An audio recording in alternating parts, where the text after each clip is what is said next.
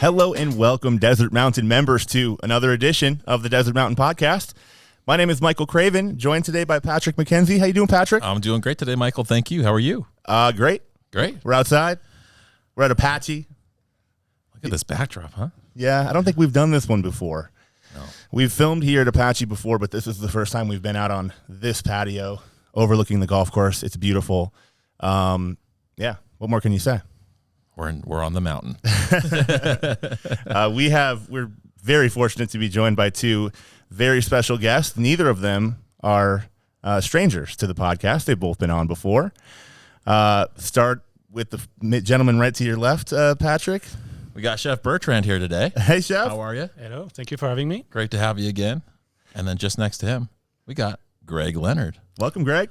Thank you. No, you didn't give him any cheers today, Patrick. I'm sorry. We'll do a double. Okay, that goes for both of them. How's your summer been? It's been great. Busy, but yeah. It's a good thing. So I would say we're ready for the winter season. It's we're excited to share some of the new offerings we have, but no, it's been really good from a team dynamic standpoint. Not to dive in too deep, but a lot of cross training, a lot of cultural building with our team. It's more than we've ever seen now that we can kind of spread throughout the mountain. The team is really enjoying that. That's great. How about you, Chef? Same. We think we're in a slow season, but Greg and I were always busy planning for the winter. But good. No team building. No, yeah. No, everything good. Very positive. No family vacations or anything like that? Did you get a chance to get out of here at all? Yeah, a couple days here and there, but it's it's the perfect balance right now. That's great. We're definitely coming into it. You can feel it. Well, I don't know if you can feel it. It's still a little bit warm, but we are getting on pretty darn close to September. And you can feel it. It's right around the corner. It's coming. Season, temperature's cooling down. Golf course is opening up. More clubhouses opening up, and it's going to be a great season. I'm sure. What can you get a little bit more in depth? I know, with the summer that you've just had, I know that there are new concepts that you've been trying out. I know there's new things on the horizon. Can you tell us about how you've used kind of the summer months to test that moving forward? Just real quick. Yeah. I mean, Mike and I cover a lot of the events. There's been no break. True. There's a lot of new cool stuff happening. Yeah. Yeah, I would say we've multiplied quite a bit from what we used to offer in the summer season to what we offer now. We still have a large group of members here, and we want to keep them here on the mountain and give them fun, exciting things. And the team's done great this season with these offerings. I'll pose this one to Chef. What were some of the new culinary offerings this summer that you didn't have before? Well, we did continue our wine dinner here at Apache and Constantino's. We did continue the Bellas also this summer. Cooking classes every month. We kept busy for sure. I think for us, not only the wine dinners, but we've kind of expanded the wine offerings or even just the social aspect of that. Hey, let's not just look at a sit-down 2-hour dinner that, love my wife, but, would love to see and meet my neighbors. So We've been able to do that as well. Kind of a great price point where high, low, medium, we have something for everyone. So we've really focused on that to make sure that it's not just the Camus dinners. We want to be able to offer a little bit of everything, and I think the team's done great in doing that. What about from a concept perspective? I know one of the things we're looking to do is create more opportunities this fall for just more stuff, more events, more dinners, more concepts. What are some of the new concepts that you've been working on, and what can members look forward to? Chef, you wanna dive into that? So I'm going to start. So I'm very excited about the new Cherry Kawa Grill. We're going to turn this into a pizza kitchen. We are waiting for a big wood fire pizza oven that we're going to put behind the building, and the menu is going to be pretty much straightforward. 6-7 pizza, 3 salads, 2 desserts, good wine selection, kind of like a pop-up restaurant, so to speak. Just kind of focusing on one simple thing. Absolutely. It's going to be delicious, I'm sure. Yeah. And Chef's going to be there with the wooden Yeah, we're gonna have Wooden somebody pizza. like, Yeah, a couple of weeks after that. that's gonna be great. Yeah, for us, the big thing with that is what do we have already here on the mountain that we can recreate and kind of redefine? And the Chiricahua Grill as well as Café Verde are two areas we focused on. Obviously, the pizza kitchen being one where, hey, on a Friday night, come grab a great pizza and kind of that in and out quick service as opposed to your 2-hour experience at Constantino's. So also great takeout from that area as well. And then really diving into the cafe, we've already started that this summer with Sushi Sundays. We've from the member survey and the feedback that we've heard, we were missing kind of an Asian cuisine concept here on the mountain. So chef brought in some great talented chefs to explore that. And I don't want to take all of it, but please explain it. Yeah, it's been very successful. Every Sunday night we've done sushi night at Café Verde. And then throughout the winter season, we're going to change the concept a little bit, keeping an Asian style. During December, we're going to do Chinese takeout. It's totally appropriate for the holidays.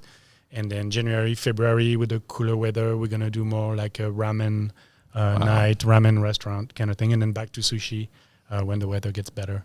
So I'm very excited about that. And Chef Anthony at Café Verde is killing it with that. One of the events we got a chance to go to, and I don't know if I should even bring this up because I don't know if this is the one that's going to carry over into the season or not, but the one at 7. 7, yeah. That Asian dinner. The street Asian street Asian food. street fair. Yeah. You might see a date or two in the winter season with that. That was rocking. Yeah, That was popular. Yeah. For us, the big kind of the goal is let's look at everything we have here on property. Let's look at what the normal operating schedule is and what can we do more. If Outlaws closed on Thursday nights, can we put an event over there on that Thursday? If the cafe closes at 3 p.m., can we open it back up from 4 to 7 and offer something that's just that quick bite type of mindset, not, hey, I made a reservation and let's go. It's I don't want to cook tonight. Let's shoot over here. Let's go up to the pizza kitchen. Really having those type of options, expanding our curbside delivery, those type of things were really big for us this season to plan for this winter season. I love it. We're just working on just getting more options out there for everybody, and that's going to be a big deal, I think. Yeah, and for us, it's it really is able to happen because of our great talented staff. The retention has remained high. Our team is very excited to welcome many members back, but it's just a great culture going right now where maybe a couple of years ago you say, hey, let's try this at the cafe, and it's, well, hold on. It's absolutely, what more can we do? And so right. I love that the team has that mindset, and we're seeing it come to life right now. Is there a name for the pizza kitchen yet, or are we still going? So it's actually internally up for vote right now. We have 2 that we've kind of. Oh boy! Yeah, I'm not going to share those. Oh man, the so, suspense. Because if we go with the other one, and then the you're other going to get So, but no, we're excited to launch that. It'll be launching in kind of mid-November, really when we need that additional opportunity to open for us. So, but then your sushi nights, going back to that, is going to continue through every Sunday. We're never going to take a break, so we're excited. Something new as well. Monday Night Football is going to Outlaw, so looking to really kind of make a fun concept over there. When the weather's right, having TVs out back, utilizing that great lawn, and just making it a fun atmosphere. Again, it's kind of, hey, walk in, meet your neighbor, have a great time, watch the game. Maybe we have some prizes or themes throughout that night where maybe split the room. If you have, your Patriots fans over here, your Cardinals fans over there, you might see a little action with that. So. Put a nice line of tape down the middle of the restaurant. Yeah, get some referee shirts. You never know. We happen to know Chris Mirza over there at Outlaw, and he's a huge football fan, so I'm sure he's excited about that. Yeah, the whole team's excited, and again, that's just hey guys, we want to do this. What are you thinking? And it's everyone from the food runner to the chef to the server giving us ideas. So it's great when you have that kind of team behind you to dangle the carrot and they just run with it. So very excited to get that launched. But again, back to kind of providing more, majority of our restaurants this upcoming winter season will be operating at 6 nights, something that's big for us. And, that'll kick off in October all the way through April, kind of May timeframe. But it's, I don't see there being a concern. And whenever there is a peak week. Maybe it's Thanksgiving week or Christmas week or, the March, April timeframe. We're utilizing our closed clubhouse more than we've ever had. We're taking the CG where pasta night and burger bash are popular, but what's happening on a Tuesday, Wednesday there? You'd be surprised by the amount of private member banquet business that we have. It's the lights are on 7 days a week there, but we grabbed a couple of those important dates right off of the bat and said, hey, if it's the Friday after Thanksgiving, let's put on an event up at CG while the rest of the restaurants already have their reservations. Or Easter week, let's do a food truck Friday on that Friday and then roll into Concert on the Lawn on Saturday and a great Easter brunch. So really working the calendar a little bit more than we have in the past to just provide far more than you would think. It's awesome that there's always thinking of ways to make Desert Mountain that much better. Yeah. It's really impressive. Yeah, the goal is for you not to have to leave the mountain. And I think we're going to be able to achieve that, and we have achieved that. I mean, I speak with a lot of members right now that, why am I going down to the valley? I mean, we have plenty of offerings, a great value here, and that's what it's all about for us.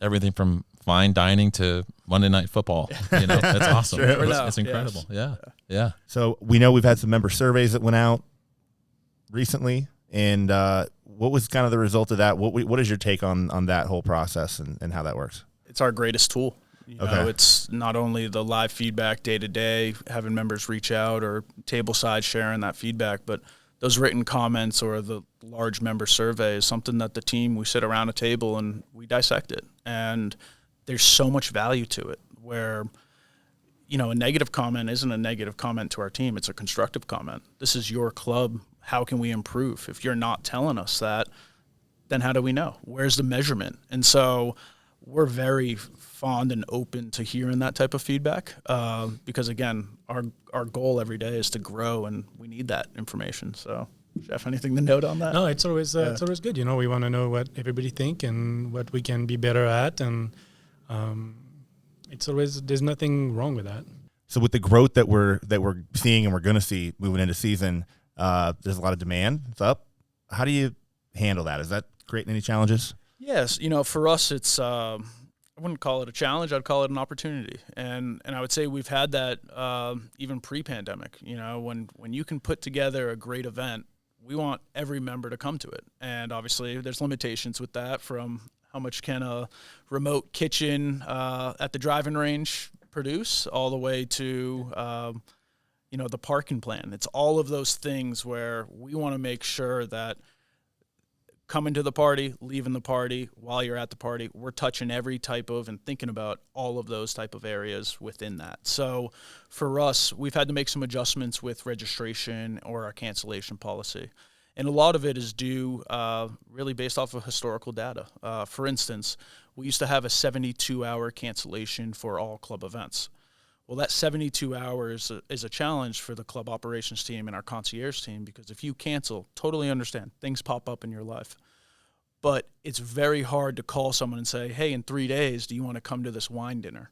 I, like myself, probably have plans already made. So what ends up happening is we have about a 20 to 25% cancellation rate when we had that 72 hours. We cannot resell all of those seats. And now you come to an event that was sold out for 3 months and you say, it's not sold out. What's going on here? We want to clear that wait list well before that 72-hour mark. And so we moved it to 7 days. And that 7 days, and we've done that this summer season, it allows us the opportunity to quickly resell it to your neighbor. And that's the goal. It's not the sellout. It's we want to get people off the wait list as fast as possible. And that 7-day mark allows us to do that. And then it goes into the same thing with registration for those events. Historically, it's been the launch of the winter season, and you can register for events all the way through Mother's Day. I don't know what I'm doing Mother's Day weekend, but if there's an amazing event, don't tell your mom that. Yeah, sorry, Mom. You're right. Yeah. I'm calling my mother. That's absolutely what I'm doing. Thank you.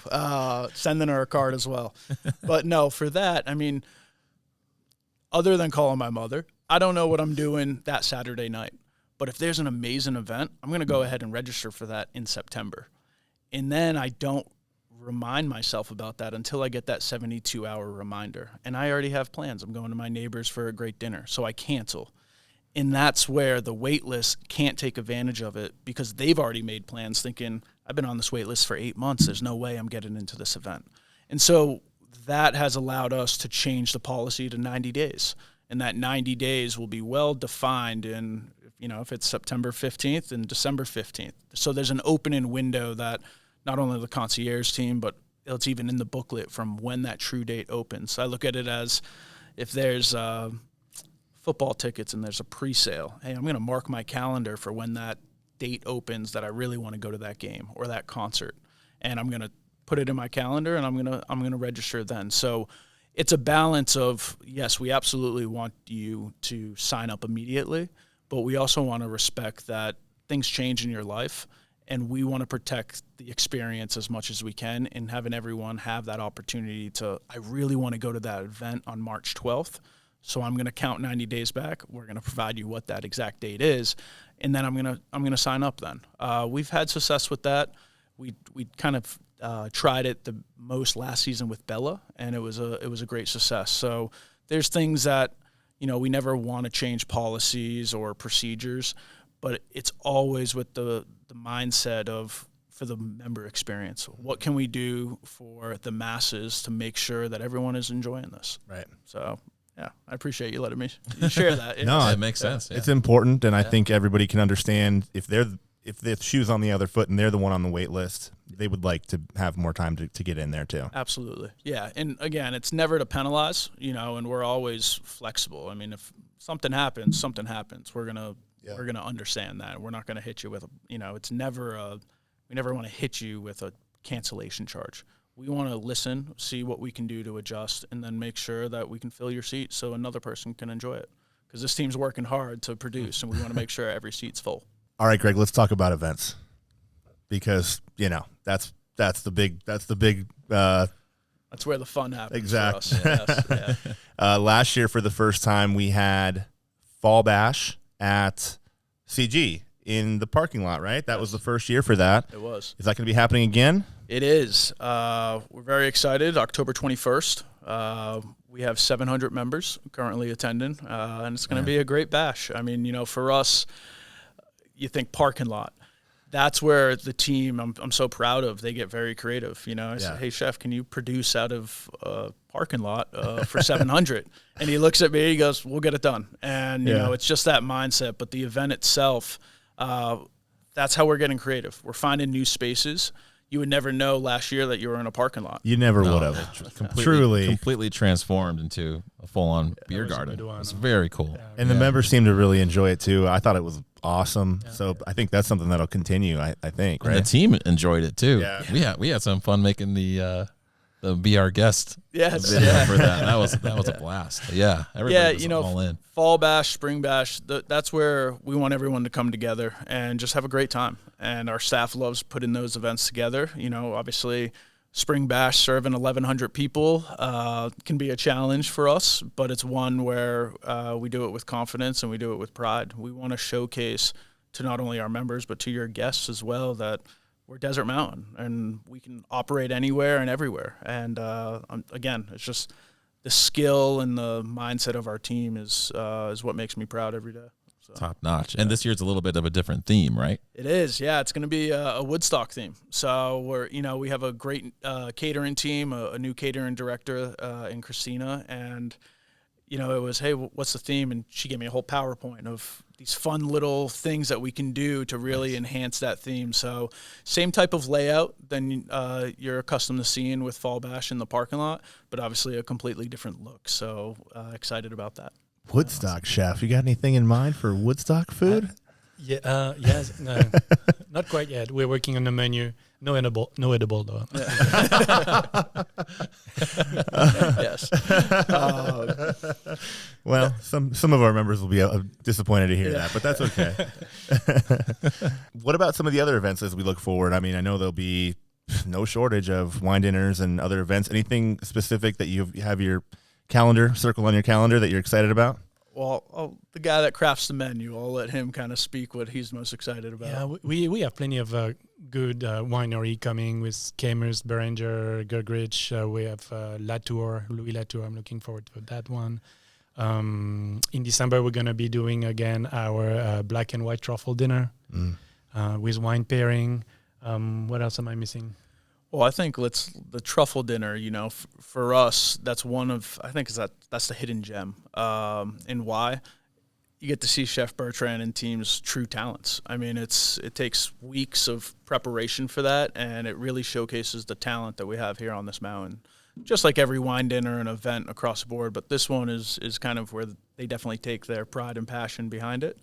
Other events, for us it was a balance of not just your wine, beer, and spirit events. It's also that fun and exciting, college game day cornhole tournament. You'd be shocked how exciting that is. Or the same type of an event on St. Patrick's Day where, the theme is, hey, let's bring a little competition and a little fun, maybe throwback college games. But that's where I think we have that vast variety of offerings. It could be a food truck Friday, like I said, or your annual concert on the lawn, which is now over at Outlaw and was a great hit last year. Really so was, yeah. You'll see some events that you're accustomed to seeing, your dueling pianos, and we do that on the weekend of Thanksgiving. Why? Families in town, great show, no need to leave the mountain. So we have 2 nights of that. Yeah, those guys kill They it. they bring It's the house so down. fun. Yeah. Tequila and mezcal tasting at Outlaw also. So expanding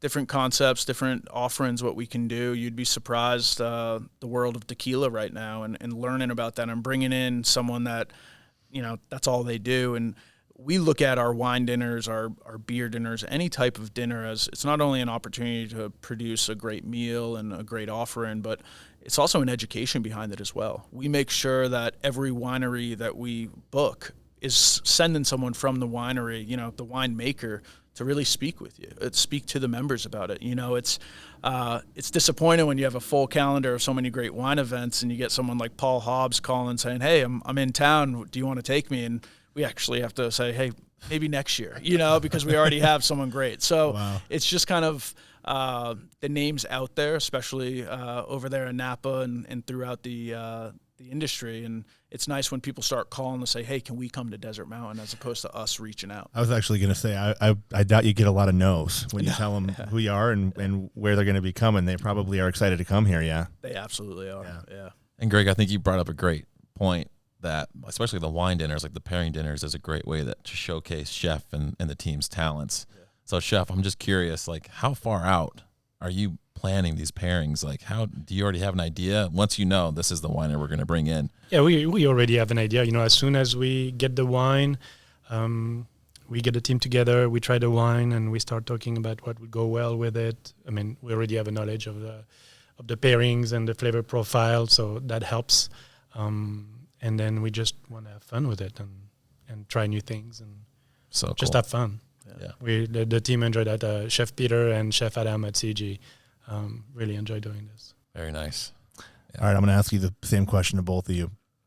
If you just had to pick one event that you think the membership should be super excited about, maybe it's a sleeper, maybe it's a hidden gem type of an event, or maybe it's a big one, what would be the one event that you personally are the most excited about for winter season?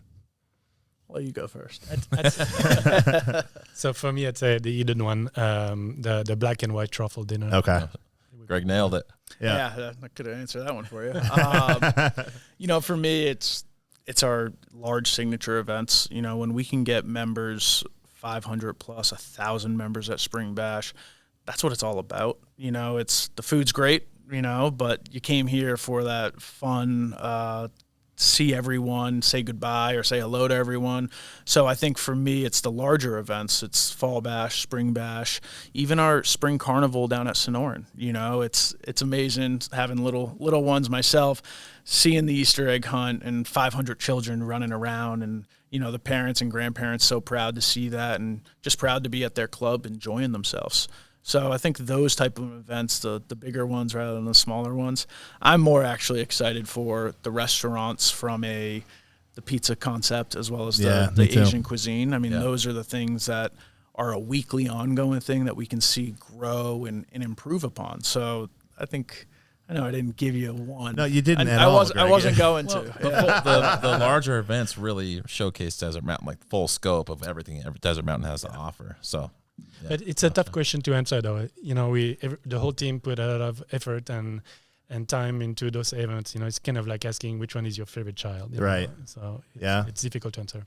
Or even, I mean, good comparison, which one's your favorite restaurant on the mountain? I mean, it's hard because all of them are unique in their own setting. And on a Monday, I feel different than how I feel on a Thursday about what I want to eat. So, Chef, what is your favorite restaurant on the mountain? I'm not going to answer that. Well, I know you guys also have special relationships with each chef at each of those clubhouses too, and they all have their own specialties and things that they're great at. And so, you can't pick just one, I guess.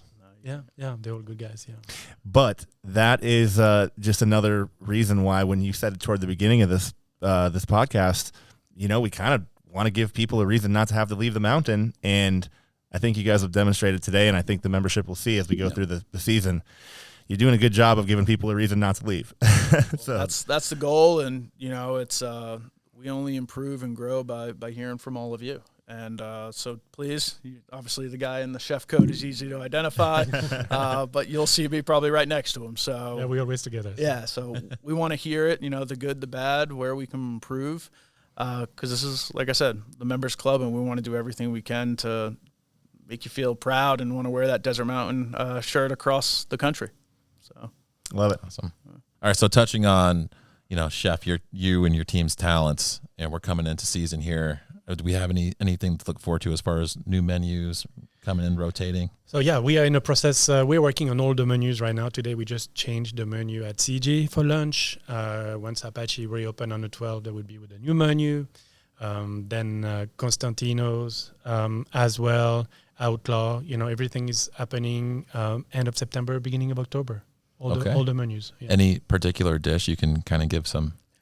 Oh, I'm gonna have to come and find out. Yeah. Oh, there it is. Okay. No, I think for Chef, he doesn't give him and his team enough credit. I mean, it's the minute you launch a new menu, you're thinking of that next season's menu. So it's you know, it takes time to do that, but we typically have a seasonal rotation. You see it in October, January, and then January, May. Yeah, and then in May. So significant rotations, but always open for adjustments here and there. We try to follow the season as the best we can with what's available to us. I think we got a chance to go out there, Patrick. I guess it was it around winter this past year, and try some of the new during one of those rotations. Yeah. So if you'd like to invite us back for that, I think we'd be happy to. Anytime. I will not be canceling. No, absolutely not. You know, something this summer, and I'll just note on this real quickly, but I went to a chef's meeting where they were kind of creating a new menu and talking about, hey, what's to come.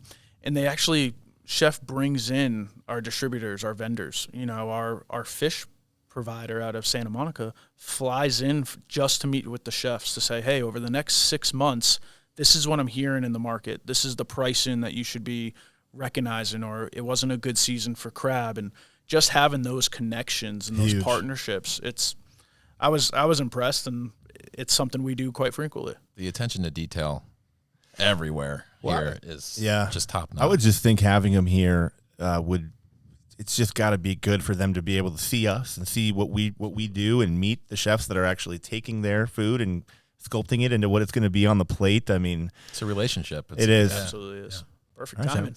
Yeah, we're out here on the patio at Apache, and it is getting a little dark behind us. I hear some thunder. Maybe we better wrap this up, gentlemen, before we end up in a rainstorm here. I do know we got a shot to get to, though. One shot. Yeah. One shot that we had reported to us over the past week is a great one.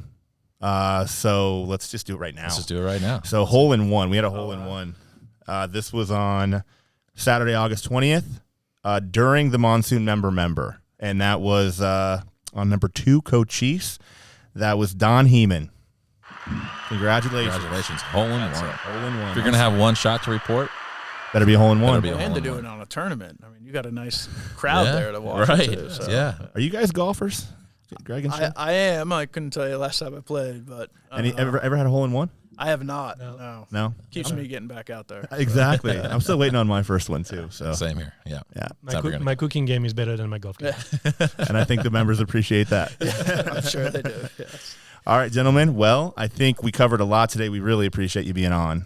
Thank you for the Thank invite. you for having us. We know you're both busy, so we always appreciate it. Thank you. Absolutely. And I think we are all now very much looking forward to the fall season and all the new concepts, the new menus, the new events, tons going on. Couldn't be more excited for this season. And thank you for all your hard work that you put in getting us ready.